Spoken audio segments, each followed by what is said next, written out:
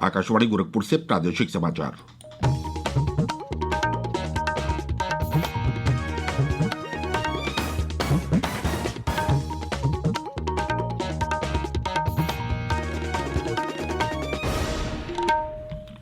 नमस्कार, समाचार बुलेटिन के साथ मैं प्रमोद कुमार सिंह। पहले मुख्य समाचार।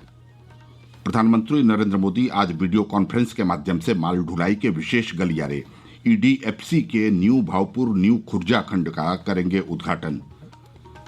केंद्र सरकार किसानों के साथ कल करेगी अगले दौर की वार्ता।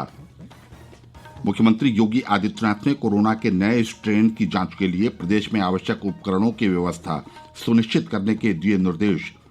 और प्रदेश सरकार ने कोविड-19 के मद्देनजर नए साल के कार्यक्रमों में विशेष सावधानी बरतने के दिए निर्देश।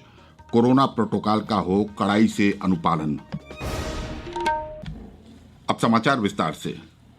प्रधानमंत्री नरेंद्र मोदी आज वीडियो कॉन्फ्रेंस के माध्यम से माल ढुलाई के विशेष गलियारे ईडीएफसी के न्यू भावपुर न्यू खुर्जा खंड का उद्घाटन करेंगे। ईडीएफसी का 351 किलोमीटर लंबा न्यू भावपुर न्यू खुर्जा खंड प्रदेश में है और इसे 5,750 करोड़ रुपए की लागत से बनाया गया है। प्रधानमंत्री नरेंद्र मोदी ने कल महाराष्ट्र के संगोला से पश्चिम बंगाल के शालीमार तक जाने वाली 7वीं किसान रेल को वीडियो कॉन्फ्रेंसिंग के माध्यम से हरी झंडी दिखाकर रवाना किया। प्रधानमंत्री ने कहा कि इस किसान रेल से दोनों राज्यों के किसानों को फायदा होगा। प्रधानमंत्री ने कहा कि किसान रेल सेवा किसानों की आमदनी बढ़ाने का एक प्रयास है। इससे खेती से जुड़ी अर्थव्यवस्था में बड़ा बदलाव आएगा।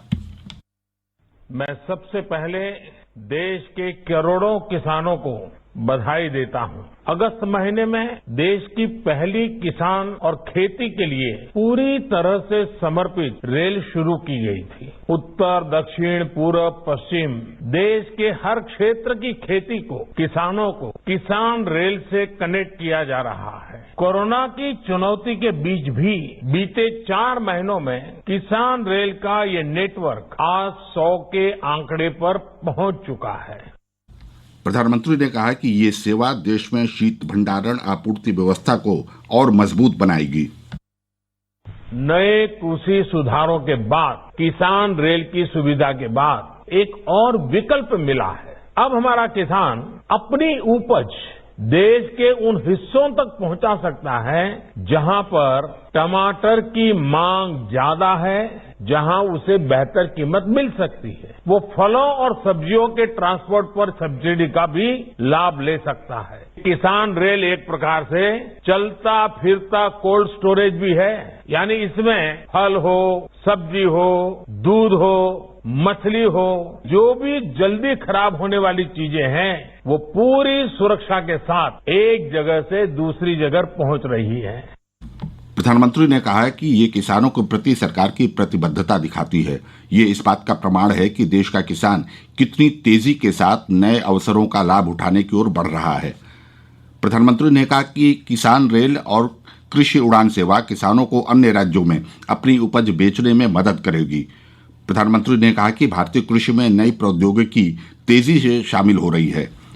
कृषि उत्पादों के मूल्य संवर्धन के लिए भंडारण और प्रसंस्करण उद्योग से जुड़ी आधारभूत सुविधाओं को सरकार प्राथमिकता दे रही है।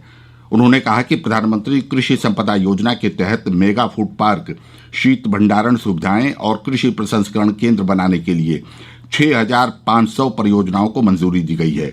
उन्होंने कहा कि आत्मनिर्भर अभियान पैकेज के तहत सूक्ष्म खाद्य प्रसंस्करण उद्योगों के लिए 10,000 करोड़ रुपए मंजूर किए गए हैं।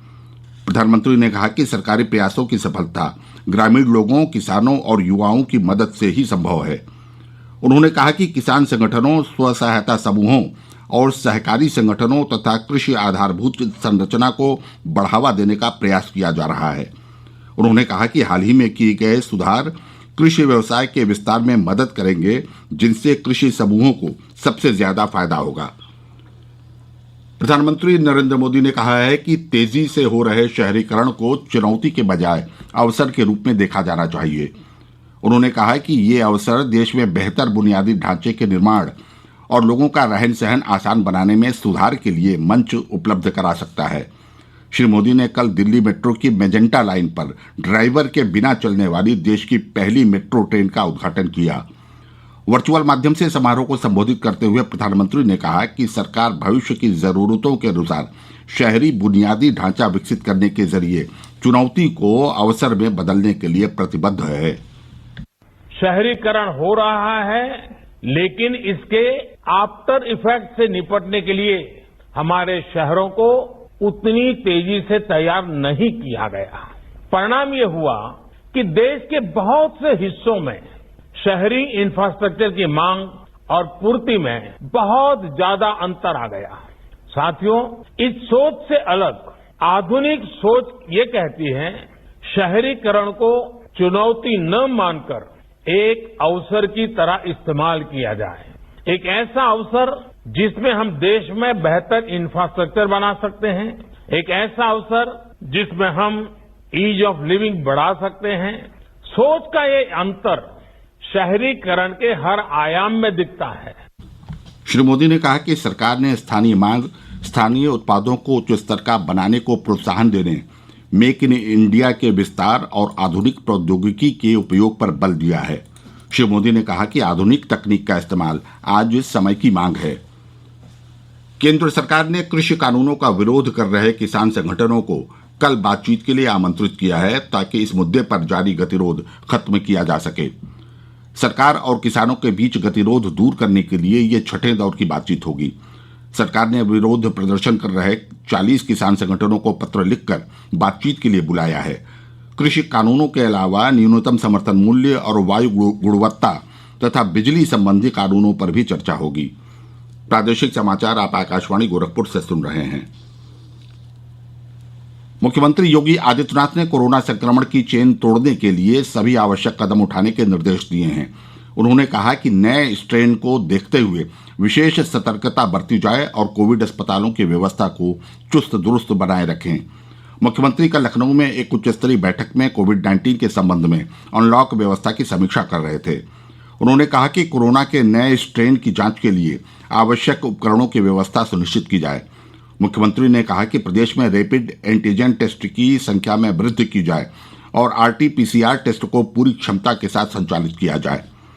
प्रदेश सरकार ब्रिटेन और अन्य देशों में कोविड-19 का नया रूप सामने आने के बाद परीक्षण के लिए नई मशीनों की खरीदारी करेगी। मुख्यमंत्री योगी आदित्यनाथ ने ब्रिटेन, फ्रांस और अन्य देशों से आए सभी लोगों का पता लगाकर उनका आरटी-पीसीआर परीक्षण करने का आदेश दिया। साथ ही परिणाम आने तक उन्हें क्वारंटीन में रहने को कहा। गृह मंत्रालय भारत सरकार द्वारा कोविड-19 के नियंत्रण और रोकथाम के लिए जारी की गई गाइडलाइंस के क्रम में प्रदेश सरकार द्वारा नए वर्ष के कार्यक्रमों के दौरान कोरोना नियंत्रण और रोकथाम के लिए दिशा निर्देश जारी किए गए हैं। इस संबंध में सभी मंडलायुक्तों, अपर पुलिस महानिदेशकों, महानिरीक्षकों, पुलिस उप महानिरीक्षकों तथा पुलिस आयुक्तों और जिलाधिकारियों तथा वरिष्ठ पुलिस अधीक्षकों को निर्देश जारी करते हुए इन गाइडलाइन का पूरी तरह से पालन कराने के लिए कहा गया है। प्रदेश के मुख्य सचिव राजेंद्र कुमार तिवारी ने बताया कि नए वर्ष के उपलक्ष्य में होने वाले सामूहिक कार्यक्रमों तथा अन्य कार्यक्रमों में लोगों का ज्यादा संख्या में इकट्ठा होना स्वाभाविक है, जिससे कोरोना संक्रमण के प्रसार की संभावना रहेगी। ऐसे कार्यक्रमों के दौरान पूरी सजगता और सावधानी बरतते हुए कोविड-19 प्रोटोकॉल का पूरी तरह पालन कराया जाए। इसके अतिरिक्त नववर्ष के पर्व को देखते हुए भड़काऊ और विद्वेष फैलाने वाले भ्रामक अफवाहों की रोकथाम के लिए जनपद स्तर पर सोशल मीडिया पर कड़ी नजर रखी जाए। उन्होंने स्थानीय अधिसूचना तंत्र को और सक्रिय करने के निर्देश दिए। होटलों, restaurant, shopping mall, railway station, मुख्य मार्गों और बाजारों में पुलिस की समुचित व्यवस्था करने के भी निर्देश दिए गए। मुख्यमंत्री योगी आदित्यनाथ ने प्रदेश में नामित अधिकारियों को संबंधित जनपद के भ्रमण के दौरान विकास कार्यों की गहन मॉनिटरिंग करने के निर्देश दिए हैं। उन्होंने कहा कि सभी नोडल अधिकारीगण जनपद भ्रमण के बाद आज अपनी रिपोर्ट शासन को प्रस्तुत करें। उन्होंने निर्देश दिया कि नोडल अधिकारी गन्ना क्रय केंद्रों का निरीक्षण करें और गो आश्रय स्थलों की व्यवस्थाओं को मौके पर जाकर देखें। और अंत में बुलेटिन के मुख्य समाचार एक बार फिर। प्रधानमंत्री नरेंद्र मोदी आज वीडियो कॉन्फ्रेंस के माध्यम से माल ढुलाई के विशेष गलियारे ईडीएफसी के न्यू भावपुर न्यू खुर्जा खंड का करेंगे उद्घाटन। केंद्र सरकार किसानों के साथ कल करेगी अगले दौर की वार्ता। मुख्यमंत्री योगी आदित्यनाथ ने कोरोना के नए स्ट्रेन की जांच के लिए प्रदेश में आवश्यक उपकरणों की व्यवस्था सुनिश्चित करने के दिए निर्देश और प्रदेश सरकार ने कोविड-19 के मद्देनजर नए साल के कार्यक्रमों में विशेष सावधानी बरतने के दिए निर्देश। कोरोना प्रोटोकॉल का हो कड़ाई से अनुपालन। इसके साथ ही यह समाचार बुलेटिन समाप्त हुआ। नमस्कार।